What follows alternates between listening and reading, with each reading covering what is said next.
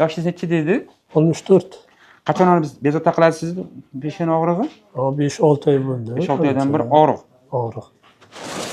O'sha chap tarafingizda ayniqsa, Chap tomon qosh ustida. qosh ustida.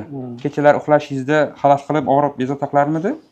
Kechasi ham, kunduzi ham, faqat og'riq qoldiruvchi ukollar bilan yurdim-da. Oxirgi paytlar. Neyropatologga bordim. Hozir bitta yuvoramiz. Og'iz ochib, til chiqarib turasiz. Bitta yeringni tozalab tashlaylik-da.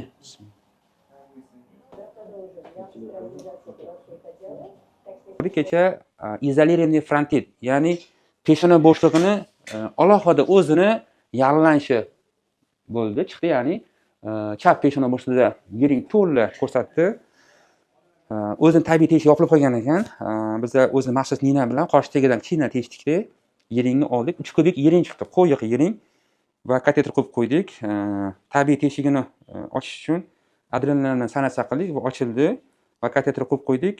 Mana bir kundan keyingi holatlari juda ham maza uxladim, og'riq yo'qoldi, bolam deyaptilar. Alhamdulillah.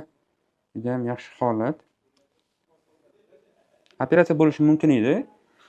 Chunki tabiiy kanal ochilmasa, faqat buning davosi operatsiyani birinchidan kirib borib, o'sha kanalni kengaytirib, yerini chiqarib tashlash qilish kerak edi. Lekin bizlarni o'sha kecha kichkina muolajadan keyin holatlar yaxshi bo'ldi, yering chiqib ketdi. Shunaqami aka? Kechasi yaxshi dam oldingizmi? Og'riqlar bezovta qilmadimi? Ancha bo'ldi, uyqu ham yo'q edi. Ancha dam uyqu ham yaxshi emas edi. Davlina chiqardi, yurak sanchardi. Kecha qanaqa uxladingiz, yaxshimi? Shu kechasi dori ham yurakniki, davlinanikilar ichmadim-da. Voy mashalloh. Ertaga ham kelasiz, bitta apparat yuboramiz, xo'pmi?